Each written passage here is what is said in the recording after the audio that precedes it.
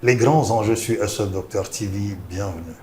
C'est vrai, c'est une émission spéciale, une émission particulière qui nous ramène dans une expérience que personne n'aurait aimé revivre. Au fond, regard croisé sur la lutte contre la Covid-19, un ouvrage du professeur Didier Koumavi Ekwevi. Il est expert en santé publique, chercheur, écrivain, président du conseil scientifique de lutte contre la Covid-19 au Togo. Professeur, bonjour. Bonjour. Vous acceptez de nous recevoir aujourd'hui pour partager cette expérience que personne n'aurait aimé à revivre. Tout à fait. Je pense qu'il faut laisser une trace. C'est comme un carnet de bord, c'est comme un petit bilan pour informer l'opinion publique de ce qui a été réalisé. Voilà un peu l'objet de ce titre au fond. Voilà. C'est vrai. Donc, je le dis, nous ne retournerons pas au fond, mais nous allons vivre l'expérience du fond. C'est comme ce film que vous regardez sur la Deuxième Guerre mondiale, qui vous retrace toute l'histoire. Et le professeur Didier Koumavi Ekwevi a décidé de nous ramener sur le fil pour que demain, on puisse s'en servir comme expérience. Parce que ça a été exceptionnel, il faut l'avouer, cette expérience particulière que nous, Togolais, mais aussi Africains, et le reste du monde avions vécu. Retour sur la dédicace de cet ouvrage et puis nous allons revenir. Merci. 6 mars 2020, 6 mars 2025, 5 ans jour pour jour après la déclaration du premier cas de Covid-19 au Togo, voici l'ouvrage qui nous replonge au cœur de la lutte. Au front, regard croisé sur la lutte contre la Covid-19 au Togo, une œuvre du professeur titulaire de santé publique, Didier Koumavi Ekwevi. Ce livre de 224 pages se présente comme un récit à la fois intime et universel, retraçant les années de lutte contre la pandémie. L'ouvrage aborde une analyse minutieuse de la gestion de la crise au Togo et met en lumière plusieurs aspects clés. Cet ouvrage est écrit comme un roman, mais structuré scientifiquement autour des différents axes que je vais vous citer. L'axe 1, c'est la réponse nationale, avec une forte implication du gouvernement au plus haut niveau de l'État, des partenaires techniques et financiers et d'autres partenaires au développement, en appui non seulement au secteur de la santé, mais aux autres secteurs. L'auteur insiste sur les mesures fortes avec effet immédiat sur les communautés, comme l'augmentation des capacités de dépistage et de prise en charge des patients. Il décrit les mesures prises pour la mise à niveau du personnel soignant et apparenté et souligne l'importance de la formation continue du personnel, formation que nous faisions au jour le jour, aux besoins, aussi bien le personnel médical, paramédical que le personnel d'accompagnement pour mieux faire face à cette crise sanitaire et sociale. Publié par les presses universitaires de Lomé, cet ouvrage constitue une référence pour les professionnels de santé publique, les chercheurs et les décideurs engagés dans la gestion des crises sanitaires. À travers un récit riche, mêlant humour et gravité, il partage des témoignages marquants, tirés des leçons essentielles de la pandémie et propose des mesures concrètes pour une gestion plus efficace des crises sanitaires futures. C'est d'abord une mémoire collective, c'est de se rappeler de ce grand événement, comment la gestion de la crise s'est déroulée au Togo, et de laisser une trace pour l'histoire, pour que les jeunes générations puissent s'en inspirer. Les recommandations, c'est sur 3 piliers essentiellement. La première recommandation, c'est la formation. Nous avons déjà commencé un grand pas et nous faisons un grand pas en matière de formation. Le deuxième pilier pour nous, c'est la recherche. C'est de pouvoir travailler avec les tradithérapeutes et de pouvoir trouver toutes les pistes de solutions. On n'est pas fermé à une piste en disant que tout peut être fait uniquement avec la médecine moderne, mais il y a aussi des pistes de solutions, de collaboration que nous pouvons avoir avec les tradithérapeutes, ce qui se traduit effectivement dans la réticence qu'on a pu observer. Et le troisième pilier, c'est d'avoir les infrastructures capables de pouvoir prendre en charge l'ensemble de la population si jamais il y a une épidémie. Le ministre de l'Enseignement supérieur et de la Recherche a félicité l'auteur pour son abnégation dans la rédaction de ce chef-d'œuvre. Ces félicitations sont également adressées à toute l'équipe de la coordination et de riposte contre la pandémie. Pour le témoignage, les félicitations à tous les intervenants du conseil scientifique et qui, à l'époque, étaient vraiment les personnes dont la voix était très importante pour décider, mais qui parfois aussi devait souffrir, comme cela a été rappelé, d'un certain nombre de critiques, fondées ou pas, mais en tout cas des critiques qu'il fallait entendre parce qu'elles reflétaient tout simplement les inquiétudes que suscitait cette maladie dans les foyers, dans les maisons, dans les écoles, dans les marchés. L'auteur a abordé également les thèmes majeurs tels que la position des institutions religieuses, la gestion de la crise sous l'angle politique, l'hésitation vaccinale et les passeports vaccinaux. Pendant la pandémie de Covid-19 au Togo, professeur Didier Ekwevi, avec ses collègues du Conseil, a contribué de manière significative en fournissant des conseils stratégiques et scientifiques au gouvernement pour la gestion de la crise sanitaire. Professeur Didier Koumari Ekwevi, vous étiez au front, tout comme nous tous d'ailleurs, et vous l'étiez encore plus parce que vous avez joué un rôle fondamental. Le conseil scientifique de lutte contre la Covid-19, ce n'était pas rien. Il fallait être là, conseiller, mais aussi concilier surtout les vues, les positions pour amener le décideur à choisir ce qui était bon pour nous, pour faire face donc au Covid-19. Quelle est la raison fondamentale qui vous a poussé à nous produire ceci?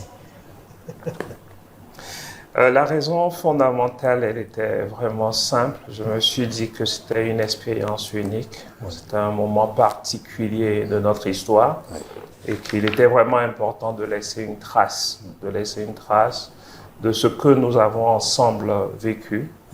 Et aussi, c'était aussi pour moi l'occasion de rendre un hommage aux personnes disparues parce que nous avons théoriquement recensé 290 décès au Togo. C'était aussi l'occasion pour rendre un hommage à ces personnes-là, mais de partager aussi une expérience unique et de laisser quelque chose dans la mémoire collective.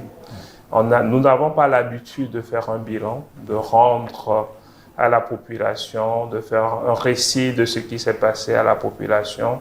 Et ça m'a permis aussi d'avoir le recul, de prendre le temps, d'accepter un certain nombre de critiques, de dysfonctionnements et de proposer cet ouvrage pour les jeunes générations. C'est surtout pour les jeunes générations. Deuxièmement, raconter une expérience unique et rendre hommage aux victimes. Alors, raconter une expérience unique, rendre hommage aux victimes. J'ai pris le temps de lire ce bouquin. J'avoue que c'est passionnant, mais empreint parfois aussi d'émotion quand vous racontez certaines lignes, aussi des espoirs suscités par des trouvailles, je vais les appeler comme ça, de certains compatriotes, mais qui finalement n'a pas abouti. Vous faites bien d'écrire cet ouvrage, parce que nous nous sommes demandé, il y avait quand même une commission ad hoc, où est-ce qu'on en était, les gens se posaient des questions. Et tout ça, vous l'avez égrené dedans. Mais quand je lis la préface de Nicolas Méda, le professeur de santé publique, ancien ministre de la Santé du Burkina Faso, et conseiller spécial du président du Faso, je lis, il a dit que le livre que vous tenez entre vos mains est un livre mémoire produit par ce président du conseil scientifique de lutte contre la Covid-19 au Togo. Il tient en haleine son lecteur sur un récit palpitant retraçant un vécu authentique de l'intérieur, de l'animation qu'il a assurée de main de maître au sein du conseil scientifique à partir d'avril 2020. Oui. Alors, ce livre, quel est son intérêt? On va dire scientifique, pour le monde scientifique, mais aussi pour nous autres qui aspirons à savoir ce que la science fait de nous. Et d'abord remercier le professeur Nicolas Méda et puis le professeur Serge Paul Éolier. Oui. Nicolas Méda du Burkina Faso et Serge Paul Éolier de la Côte d'Ivoire, qui ont bien voulu écrire les préfaces. Tout à fait. Le livre, au fait, nous avons fait beaucoup de choses. Il y avait beaucoup de questions sur les tradithérapeutes, sur la possibilité de réaliser les essais cliniques, sur les conflits qu'il puisse y avoir avec les autorités religieuses. Donc, il y avait beaucoup de choses qu'il fallait rapporter, raconter, même comment le conseil scientifique a été mis en place. Et c'est aussi l'occasion pour moi de remercier le gouvernement à la tête du chef de l'État pour cette confiance placée à ma modeste personne, mais aussi au conseil scientifique pour demander un avis. C'est quand même beaucoup d'honneur de pouvoir gérer un conseil scientifique. Je pense que c'est une expérience unique dans le parcours d'un chercheur. Et puis aussi, c'est que on ne souhaiterait pas être à la tête toujours d'un conseil scientifique, surtout dans le cadre de la gestion d'une épidémie. Oui, qui arrive comme ça, qui nous tombe dessus sans avertir. Oui. Et quand on fait, il y a aussi des périodes qui nous ont beaucoup marqués.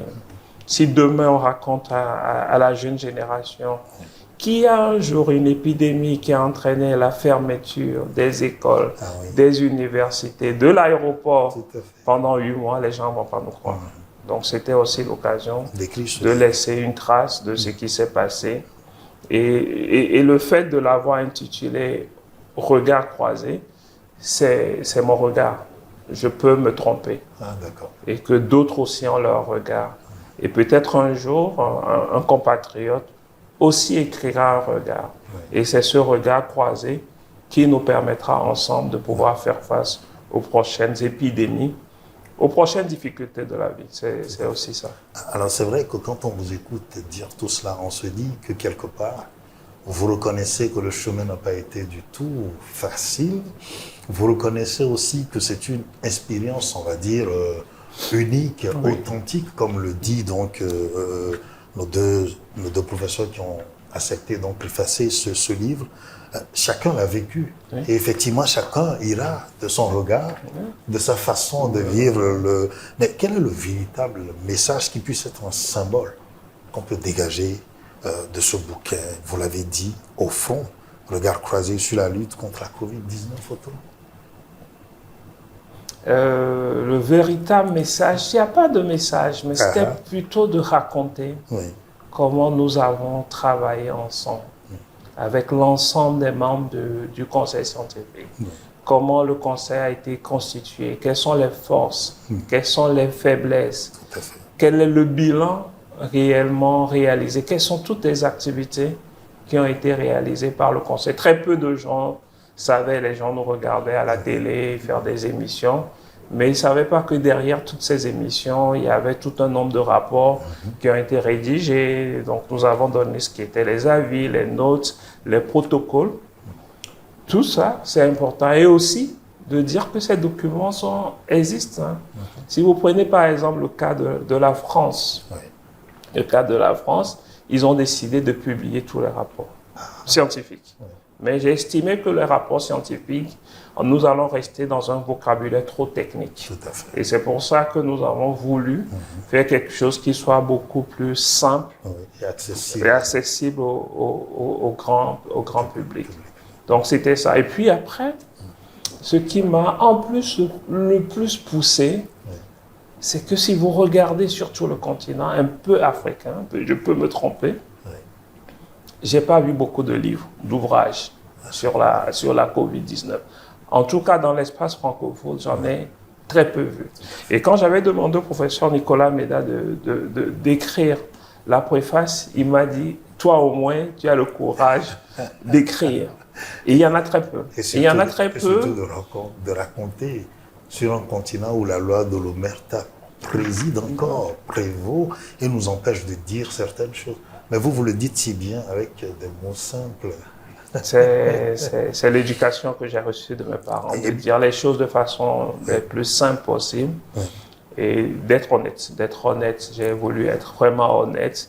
Il y avait des passages même qu'on aurait pu dans certains pays censurer. C'est vrai. Mais bon, je pense que le gouvernement m'a laissé dire ce que je voulais.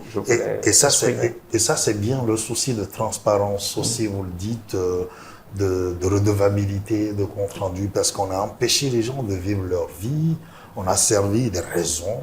Il faut qu'au bout, quand même, qu'on puisse dire, voilà la réalité de ce qui était de l'autre côté du rideau, que vous ne voyez pas, qui nous poussait donc à prendre, à agir, à aller dans ce sens-là. Alors, vous dites au front, c'est vrai, c'était une vraie bataille.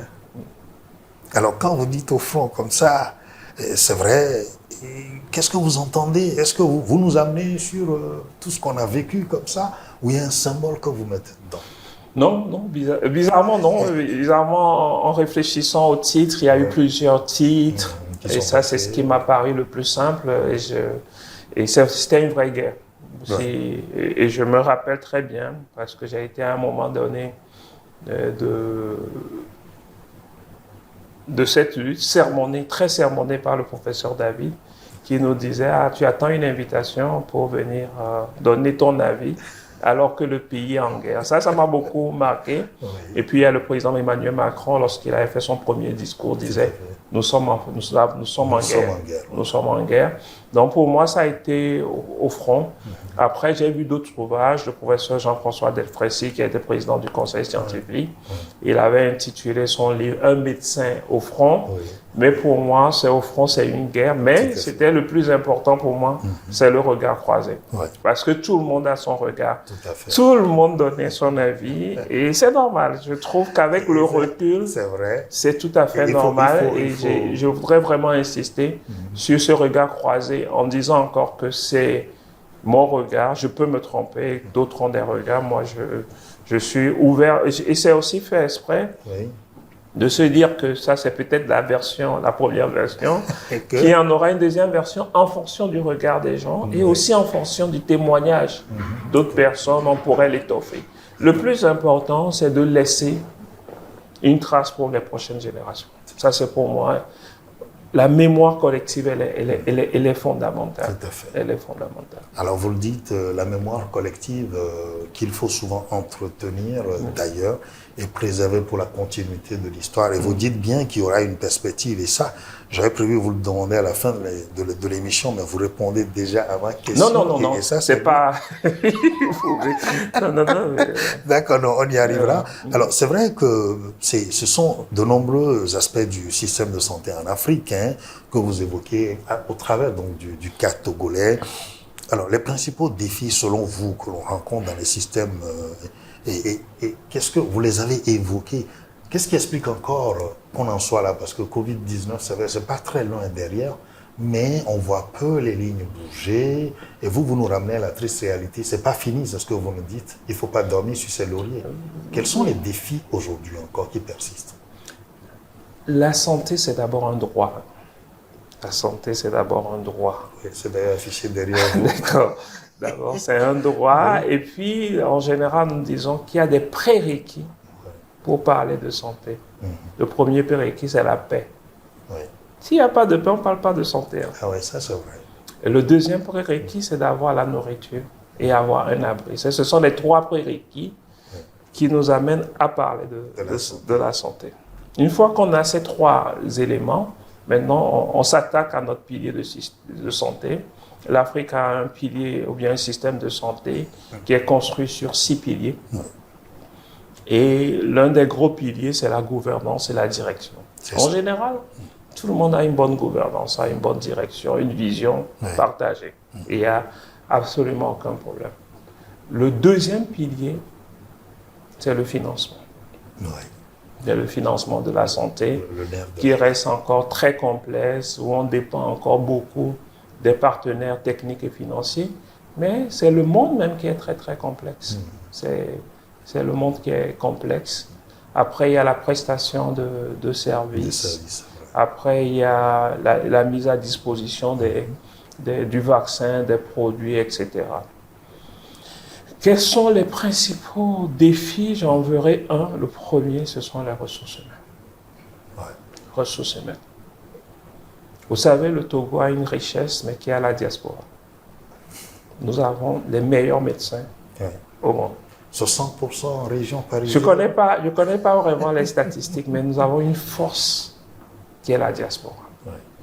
Donc ça, c'est pour moi, comment utiliser la diaspora pour renforcer nos ressources humaines. Il faut qu'on soit très ouvert. Il suffit de créer des conditions. Il faut créer des conditions pour revenir. Ça, faire de bons salaires parce qu'ils sont habitués quand même à une certaine manne.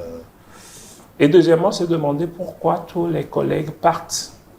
Ils partent, nous en formons. Si nous formons 100 médecins par an, je pense qu'on en forme 250 à 300 médecins, mais on se dit globalement 60 à 70% partent. Donc il y a encore le salaire, le financement, l'attractivité. Et ça, c'est pour moi le premier pilier sur lequel il faut agir ce sont les ressources humaines. Absolument. Les ressources humaines. Il y a d'autres piliers, hein, Oui. mais c'est essentiellement les ressources humaines. Et cela se traduit aussi dans les plaintes des concitoyens en disant qu'on les accueille mal. Oui, tout à fait. Ils sont allés, ils ont attendu 2 heures, 3 heures, 4 heures. Voilà, c'est vrai. Oui, vous pouvez avoir un très bon système de santé avec un financement, avec les prestations de services, mais si les ressources humaines ne sont pas de qualité, Oui. je dis bien de qualité, nous aurons toujours des problèmes. Donc pour moi, un levier considérable, c'est les ressources humaines de qualité. Mais en même temps, les ressources humaines sont liées au financement de la santé. Absolument. Donc il faut savoir payer. Et puis on n'a pas toutes les spécialités, c'est la prestation de services. Le système de santé est quand même assez complexe. Mais il faut aussi regarder globalement dans toute la sous-région, est-ce que les lignes bougent vraiment? C'est l'Afrique. C'est l'Afrique de façon générale. Il y a des petits progrès. Et je l'ai écrit dans le livre. Bien sûr, vous Mais l'avez souligné. nous devons demander plus. Et c'est ce que nous essayons d'enseigner en général. Alors c'est vrai qu'on a vu au Togo ces dernières années, depuis la Covid d'ailleurs, un certain nombre d'initiatives qui ont été prises aujourd'hui. C'est l'assurance maladie universelle qui est brandie et derrière avec des projets qui sous-tendent ce vaste projet. Mais c'est salutaire pour nous, c'est vrai.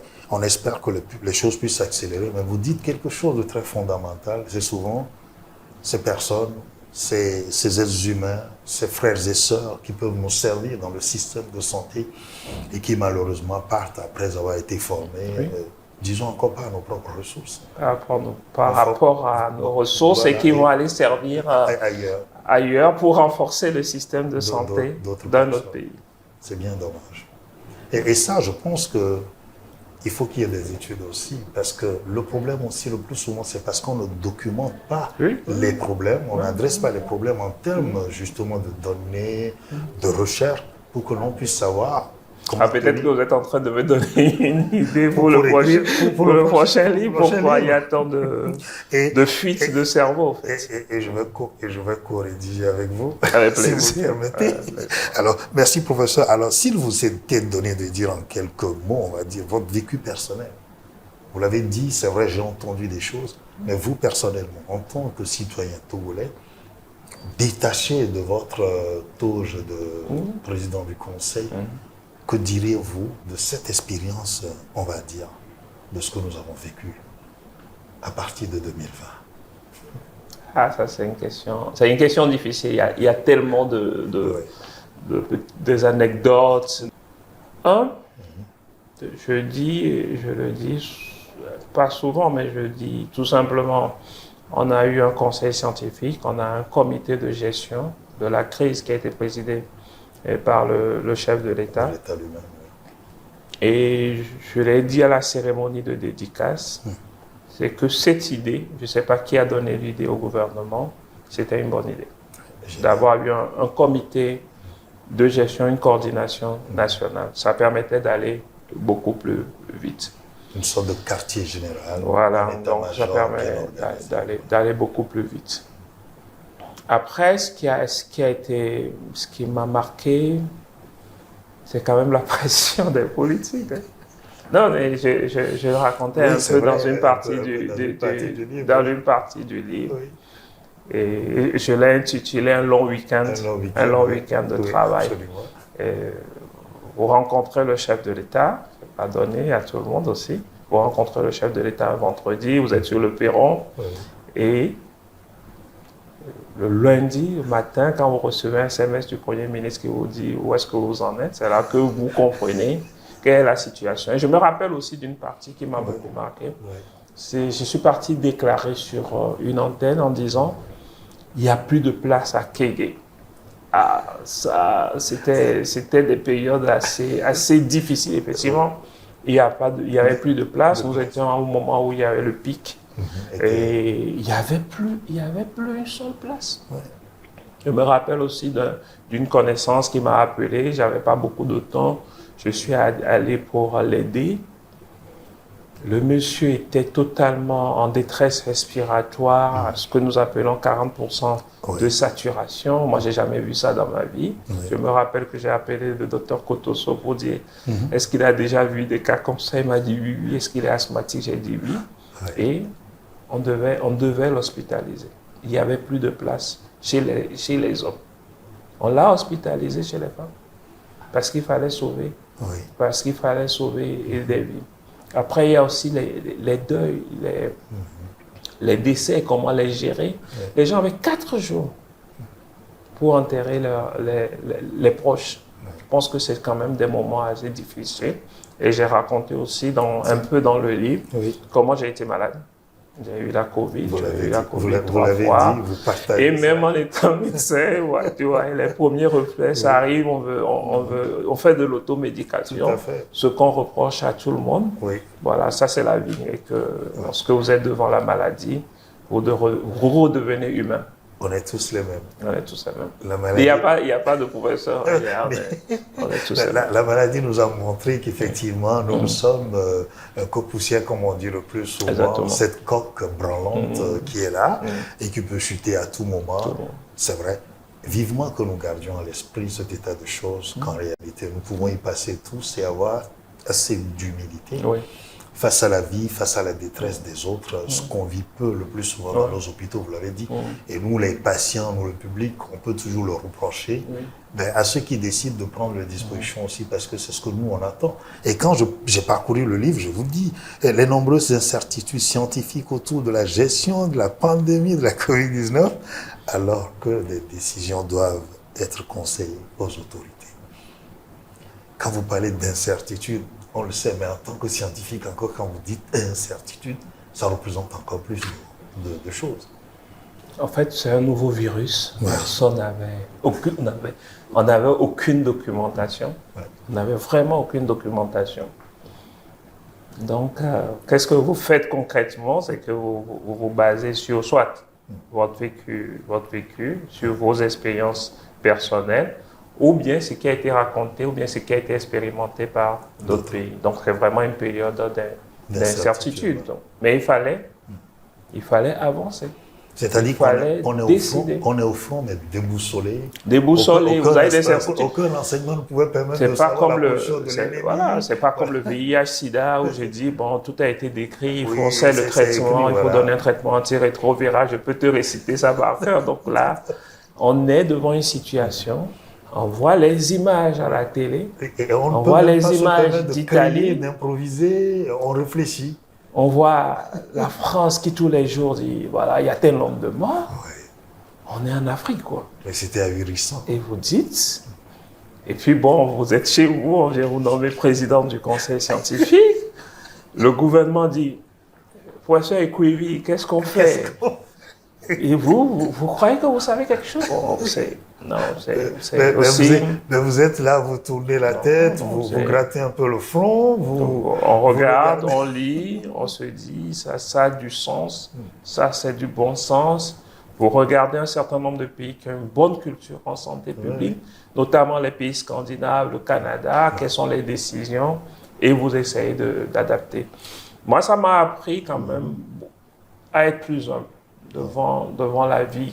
Et c'est là que vous dites, vous décidez pour des millions de personnes. de personnes. Et même si j'ai écrit un peu dans le livre que c'est les politiques qui décident, mais vous orientez la décision. Mais bien sûr, Vous orientez vous y êtes pour quelque la chose. décision. Si votre avis a Voilà. permis de Donc il décider, y a beaucoup d'incertitudes.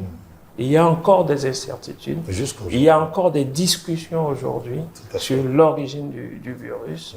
Il y a ceux qui disent que c'est une fuite de laboratoire et ceux qui disent que c'est vraiment d'origine animale, d'origine zoonotique. Et jusqu'à présent, 5 ans après, Ouais. le débat n'est pas Et totalement il y a ceux qui tranché. continuent, il y a ceux qui continuent de dire que c'est fait pour tuer une certaine Voilà. population. Et chacun a son regard. Ben En voilà. fait, il ne faut pas l'oublier. Et il y a d'autres, et il y a d'autres aujourd'hui qui nous révèlent tout ce qu'on nous a servi, qui aujourd'hui donnent tout faux sur le terrain.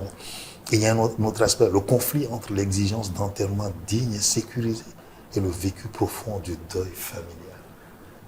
Et ça, je le relevais dans la préface donc, de notre ami professeur, qui a touché du doigt, qui résume bien en réalité les repères dans ce livre qu'on tient à la main. Quand on est en Afrique, quand on sait ce que représente le deuil, vous perdez un être et puis on vous dit, écoutez, vous n'aurez pas droit à l'enterrement habituel.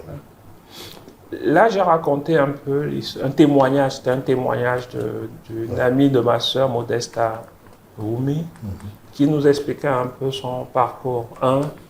Hospitalisé avec sa maman. Le temps de te réveiller, ta maman a été enterrée. Il faut vraiment vivre, cela. Et cette maman, tu n'as même pas eu le temps de lui faire la sépulture digne, peut-être de croiser encore sur le dernier regard avec lequel elle s'emportait. Les gens avaient 4 jours. Moi, j'avais une connaissance qui avait perdu sa maman et qui était en France. Et il me dit, Didier, c'est pas possible, je dois absolument revenir. Bon, là, c'était pratiquement la fin de la Covid. On a été un peu plus souple à la fin. Mais au début, c'était vraiment rigide, c'était vraiment quel que soit ton statut social. Eh bien voilà, la Covid qui nous a ramené justement tout le monde au pied du mur, où enfin on se retrouvait à terre totalement. Pas de piédestal pour qui que ce soit. Même pour vous qui étiez derrière les rideaux en train de conseiller, de décider, vous saviez très bien que tout tenait qu'au fil fin de la vie, ou même ce que vous dites peut peut-être décider des sorts des gens et que vous l'emporteriez peut-être sur la conscience toute la vie. On sait le conflit intérieur que vous avez dû vivre, mais il y a un autre repère aussi, la gestion d'une opinion publique déchaînée au savoir immense à l'ère des réseaux sociaux. Non. Tout le monde savait tout. Non, c'était aussi l'une des premières crises qu'on gérait à l'ère des réseaux sociaux. En fait, quand vous avez des informations, en fait, en réalité, vous prenez ce que vous avez envie de prendre. C'est vrai. Si on vous dit demain sur les réseaux sociaux que le vaccin tue, et qu'en fonction de votre vécu personnel, de votre expérience personnelle, si c'est l'information qui vous a capté, si c'est cette information qui vous a intéressé, c'est ce que vous allez accepter. Et nous, et aussi, finalement, la Covid a entraîné une fracture énorme entre les scientifiques, entre les médecins. Il y avait des médecins qui étaient... Ça, c'est le repère suivant, parce que justement, ces nombreuses, disons, structures techniques et scientifiques qu'on a créées, et entre vous, chacun devrait y aller de sa philosophie, de son domaine. Oui. Donc, ce qui était quand même assez difficile, c'est de pouvoir prendre des décisions lorsque surtout vous avez les chaînes en continu. Les chaînes en continu disent que nous on a arrêté AstraZeneca, et je l'avais un peu dit dans le livre. Dans le livre. Nous on a arrêté AstraZeneca. Vos collègues de la diaspora vous appellent Didier, c'est pas bon AstraZeneca, c'est Pfizer qu'il faut faire. Nous on n'a pas Pfizer. Mais voilà. On n'avait pas Pfizer, mais on avait AstraZeneca.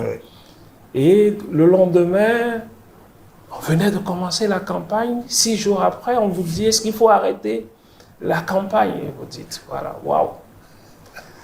C'était quand même assez difficile. Donc, c'est effectivement, les réseaux sociaux ont entraîné, ont complexifié un peu les décisions. Et je dis à mes étudiants qu'on ne se documente pas à travers TikTok.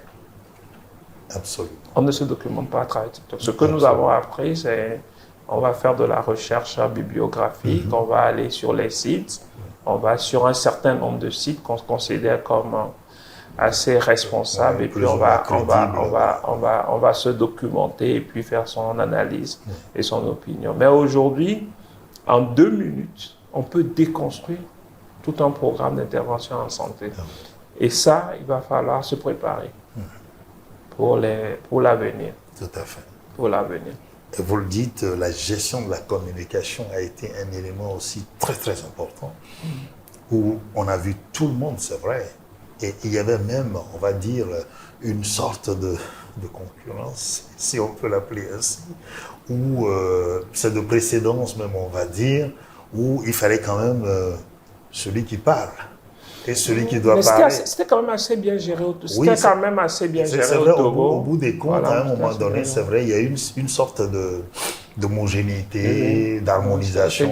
On avait une cellule qui gérait ça, qui programmait les gens. On savait qui on envoyait où. Et on avait aussi, on travaillait beaucoup sur les éléments de langage pour ne pas avoir nos positions personnelles, mais il y avait aussi un élément de langage, même si de temps en temps on pouvait faire placer 2 ou 3 interventions qui étaient hors élément de langage. Voilà. Ça, c'est vrai. Alors, le dernier aspect que je voulais relever avec vous sur ce point-là, avant d'évoluer peut-être sur d'autres aspects, c'est la tension avec les communautés religieuses. Vous l'avez souligné dans votre introduction.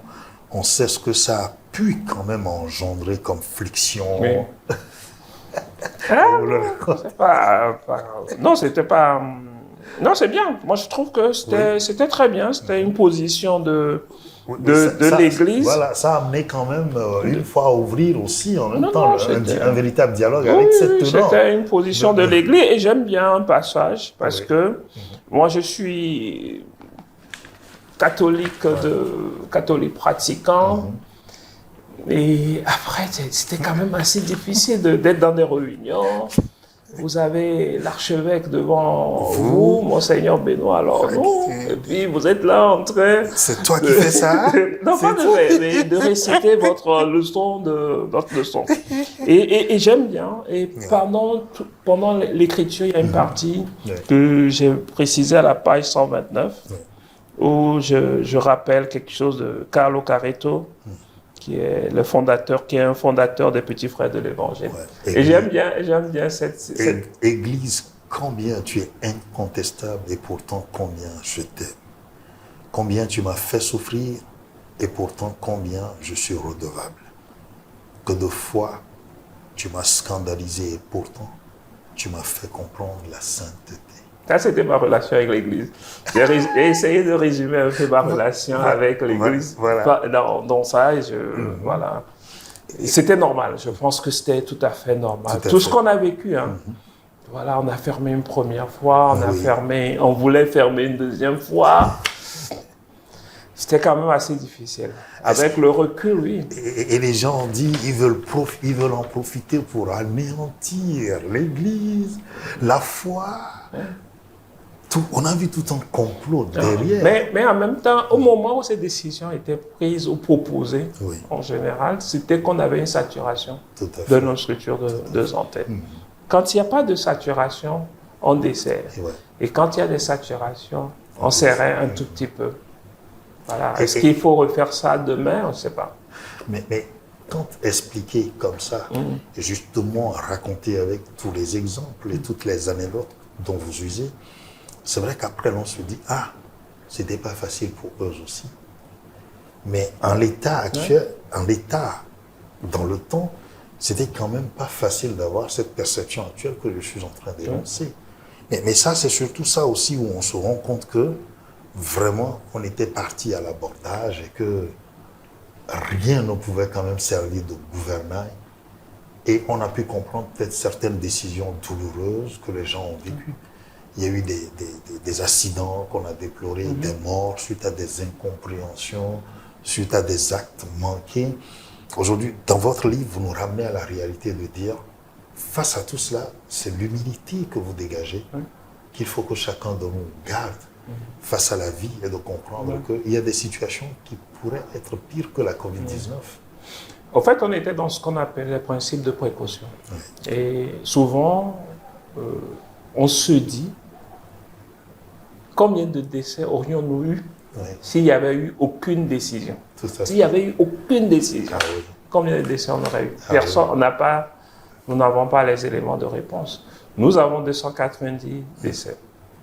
Supposons qu'il n'y avait pas eu de décision.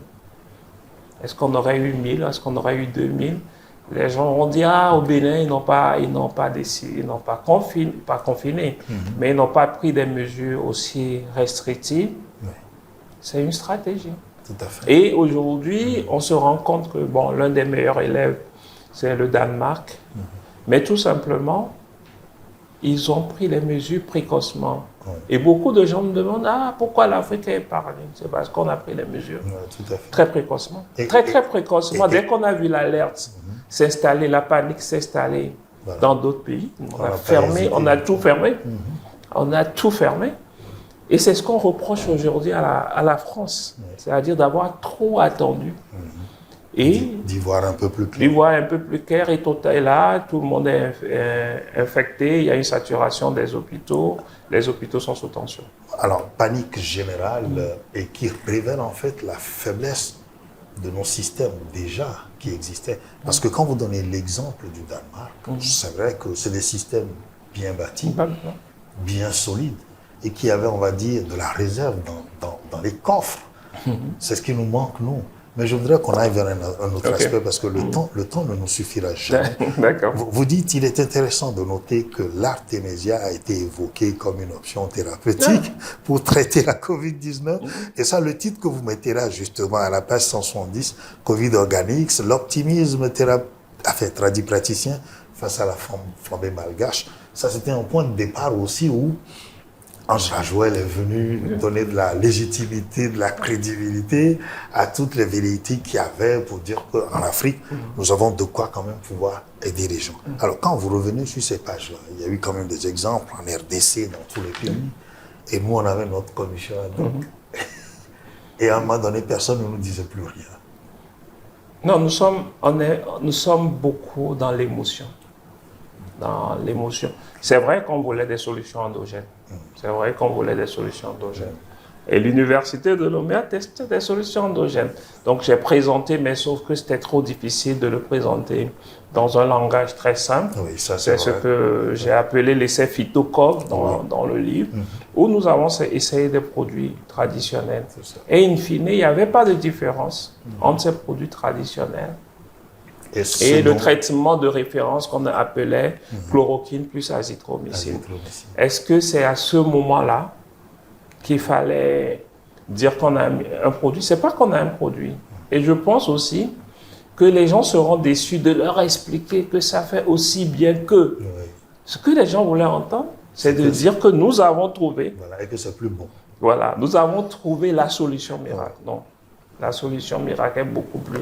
C'est beaucoup plus complexe. Mais ce que je retiens de cette expérience unique, c'est cette collaboration avec les praticiens, les tradithérapeutes. Il faut continuer. Et je l'ai dit, il faut continuer avec eux. Vous l'avez dit. On est ouvert, c'est-à-dire ils proposent, on essaie de contrôler sur le plan biologique et il faut avancer. Le problème, c'est que le dialogue n'est pas instauré. Et aussi, on se le dit, moi j'ai fait des études de médecine, j'ai jamais eu de cours sur la thérapie. Peut-être que ça sera l'objet de mon prochain livre. Quelles sont les herbes qui sont efficaces pour lutter? Mais aussi, il faut que ça soit vraiment bien documenté et que j'ai des preuves. Sinon, vous allez raconter beaucoup d'histoires. C'est vrai que le scientifique ne part pas juste sur, on va dire, de l'illusion. Il faut qu'il aille en laboratoire. Et ça, j'ai discuté avec un monsieur un jour dont je tais le nom. Il était aussi au fond, mais je suis allé en tant que journaliste santé, j'ai voulu comprendre, mais vous nous avez raconté des choses, où est-ce qu'on en est? Puis personne ne dit rien. La réponse qu'on m'a donnée, c'est quand le scientifique travaille, il ne parle pas. Il y a le doute qui nous amène. Qui vous liait. Et donc, mais l'illusion ne s'est pas estompée parce que Atik Kédi, je me permets de le dire, n'a eu autant d'aura, autant de visibilité qu'à cette époque où les gens mettaient les épices dans du soda clou de girofle, clou de girofle, on a fait des choses. Alors quand vous dites... De l'ail, du gingembre, Vitago, il y avait... les gens essayaient tout, les gens étaient prêts à tout essayer, et puis tout le monde te disait, j'ai la solution miracle, voilà. Mais ce qui me conforte dans cette idée où vous avez fait de l'ouverture, et j'appelle ça de l'ouverture, c'est de se dire que la santé n'est pas que médicale. Et ça, c'est intéressant, vous l'avez souligné, parce que c'est la tendance qu'on a plutôt, on va dire, toujours, vécu, où on pense que la santé n'est dévolue qu'en fait aux médecins qui portent la blouse, qui a fait des études. Alors que c'est des gens qui ont été nourris à la sève de nos plantes, de nos recettes. Et ça, vous le ramenez et vous dites qu'il faut continuer le dialogue. De toute façon, vous avez dit... Il faut continuer. Ça avait de l'effet, pas plus que ce dont on disposait, la chloroquine. Mais de toute façon, il y avait quand même de l'effet. Pendant que certains ont dit, bon, écoutez, c'est du pipeau, parce qu'on ne veut pas légitimer peut-être tout ce que les gens sortaient aussi. C'est un peu ça. En fait, c'est trop facile de venir et puis à la télé et puis dire j'ai trouvé un médicament. Mes collègues, mes confrères vont me dire mais c'est sur quels critères tu as évalué l'efficacité? Mais je dis on reste ouvert. Ouais. On reste ouvert. Il faut écouter ces gens. Il faut les écouter. Et je pense que le corps humain est très complexe. Hein. Il faut les écouter. Tout à fait. Et puis ensemble, on travaille. La médecine chinoise a fait ses preuves. Mais sauf que c'est bien cadré. C'est bien cadré. Et ce que, je ne peux pas dire je reproche, mais ce que j'aurais souhaité, c'est qu'on n'a pas de traces écrites de tout ce que les tradithérapeutes ont. Mais ils ont des enfants qui ne prennent pas la voix. Oui, mais et quand le papa disparaît, il disparaît. Mais si tu et me parmi dis... vous, il y en a. Et parmi vous, justement les médecins, le reproche va vous retomber dessus. Parce que parmi vous, justement, médecins, scientifiques, il y en a qui sont des fils d'herboristes, de charlatans. De toute façon, en Afrique, dans la famille, on a toujours quelqu'un qui est précepteur, on va dire, des mal de nos ancêtres. Mais comment tu sais que son papa lui a dit de prendre deux tasses par jour et que lui ne vient pas te dire que c'est 5 tasses? En fait, c'est ça. C'est à ce niveau. Mais le problème, c'est là, il faut documenter, discuter avec ces gens-là, parce qu'il y en a qui savent. Le problème, parce que quand on reproche le plus souvent le problème de dosage, c'est parce que personne n'accepte ouvrir le débat et faire un travail dessus. Et en tant que chercheur, j'aime bien cette position que vous gardez, où vous êtes ouvert, parce que les communautés sont interpellées dans votre document. Quand on ne leur offre pas cette ouverture, les communautés ne vont pas s'ouvrir et accompagner le mouvement qui est. Alors aujourd'hui, quel rôle les communautés devraient jouer encore davantage pour accompagner tout ce qui est mis en place, mais tout ce qui concerne effectivement le médical, mais le politique, parce qu'il y a ça aussi qui compte. Et surtout, on va dire, à notre santé, à nous tous, quel rôle peut-on assigner à nos communautés, aux collectivités locales qui s'installent aujourd'hui dans un pays où on prône la décentralisation et tout ça. Chacun doit quand même pouvoir y jouer un rôle. Le médecin dit, je suis ouvert. Au niveau du ministère de la Santé, il y a quand même une division chargée de la médecine traditionnelle. Absolument. Il faudrait. Et puis l'OMS soutient totalement la médecine traditionnelle. Il faut l'animer, il faut l'habiller. Voilà. Moi, j'aimerais bien en prendre, à condition que je sois sûr de la posologie. Parce qu'en même temps, en prenant des herbes, tout ça, vous pouvez, nos amis néphrologues vous le diront, il y a des surdosages qui font que les gens vont faire une insuffisance rénale et qui va entraîner une dialyse à vie. Donc, c'est un autre problème. Donc, c'est une petite traçabilité. Et surtout, de préciser la dose. Et ça, je vous rassure que si vous ouvrez le débat et véritablement que l'on s'installe dans un programme à long terme où c'est documenté, sinon ma crainte, c'est qu'encore les mêmes qui nous envoient les médicaments viendront encore chercher les plantes. Il faut éviter la confrontation. Voilà. C'est-à-dire que il faut rester très ouvert. Et très humble, comme vous le dites. Le corps humain, la santé, c'est quelque chose de très, très complexe. Et ça, c'est vrai. Vous proposez aujourd'hui un document qui nous parle de la COVID-19. Et je le disais dans mon introduction, que l'on se rassure, on ne nous ramène plus dans l'expérience, peut-être douloureuse pour certains, il a dit. C'est un regard croisé. Une expérience peut-être, on va dire, palpitante, émouvante pour certains qui s'en sont servis comme opportunité aussi, parce qu'il y en a eu. Mais au bout des comptes, c'est que nous tous, nous avons fait une expérience. Chacun a tiré ses leçons. Et on se retrouve avec un livre aujourd'hui qui nous ramène dedans. Plongeons nos regards, justement. Continuons de les croiser. Alors, en perspective, qu'est-ce que vous nous annoncez, professeur? Vous avez dit des choses, ça pourrait vous donner l'idée d'écrire un autre ouvrage. Non, c'est trop compliqué.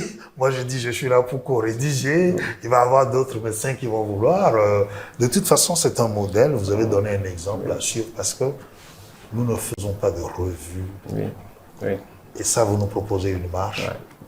En tant que professeur, si aujourd'hui, perspective il devait avoir pour l'initiative que vous avez prise, qu'est-ce que nous allons dire à nos concitoyens, au reste du monde? Non, je pense qu'il faut qu'on commence par documenter nos expériences. Et même, par exemple, si vous prenez le parcours de beaucoup de Togolais, ils ont un parcours exemplaire, même des chefs d'entreprise. On aimerait savoir, parce qu'ils sont allés à l'école, quelle expérience ils ont eue, quelles difficultés ils ont rencontré et comment ils ont pu tracer leur chemin et quels conseils. C'est ça, il faut qu'on s'identifie à l'Afrique et pour cela, il faut que nous racontions l'histoire de l'Afrique et c'est ce que j'ai voulu faire ici, de raconter l'histoire de l'Afrique. Même dans les préfaces, j'ai voulu prendre des Africains Tout à fait. pour nous dire est-ce que nous sommes en phase ou nous sommes en déphasage. Et c'est de laisser une trace. Il y a beaucoup d'initiatives dans ce pays. Je les encourage aussi à prendre la plume, c'est pas facile. Ouais, c'est vrai. Et de laisser une trace. Ouais. Le professeur Nicolas Méda vous l'a dit, vous au moins, vous avez. Et il y a le professeur Serge-Paul Léoli aussi, vous l'avez dit, ce sont des Africains. Oui. Et il faut qu'on puisse revenir raconter notre propre histoire par nous-mêmes et que les documents sur, par exemple, l'excision, je dis n'importe quoi, ne viennent pas d'Australie, alors que nous sommes les exciseurs, exciseuses. Exactement. En Afrique. Avoir le courage aussi d'affronter notre vécu. C'est vrai, on a embrassé une certaine modernité avec le reste du monde. Il faut pouvoir s'en servir comme opportunité pour développer notre fonds culturel. C'est ce que moi je retiens de ce document. Merci beaucoup. Et cette humilité aussi que vous avez, disons, présentée, du début de la première lettre jusqu'à la fin. On a senti un homme qui a voulu se détacher et dire, après tout, nous ne sommes que des humains. Exactement. Et après tout, nous ne sommes que là pour servir. Exactement. Et quand on vous appelle pour servir, vous servez dans la loyauté. Et vivement que nous sachions habiter aussi nos fonctions, nos responsabilités et nos titres parfois pour que l'on puisse travailler ensemble. Au front, regard croisé sur la gestion donc Merci de beaucoup. la Covid-19, nous retenons essentiellement que chacun y est allé de son regard. Le professeur Didier Ekweli est ouvert et il nous dit de fondre tout cela pour que des expériences soient conservées pour la génération future. Professeur Didier Ekweli, merci. Espérance santé. Merci beaucoup. Merci désormais grand écrivain. Vous l'étiez depuis, mais vous consacrez. Une première expérience. Voilà. Une première Ouais, expérience. en tant qu'ouvrage comme ça, mais même si vous ne publiez pas, vous avez quand même des choses dans votre coffre. Et vivement que vous sortiez tout ce qui reste dans les tiroirs Tout à fait. pour susciter de l'émulation chez la jeune génération. Merci à vous. Merci beaucoup. Vous êtes le président du conseil scientifique de gestion de Covid au Togo. Vous l'avez dit. On a aimé et on aimera encore ce bouquet que vous avez mis en place. Merci beaucoup. À très bientôt. À très bientôt. On en reparlera. Merci, Merci. chers téléspectateurs. Nous sommes toujours au fond, ne l'oubliez pas.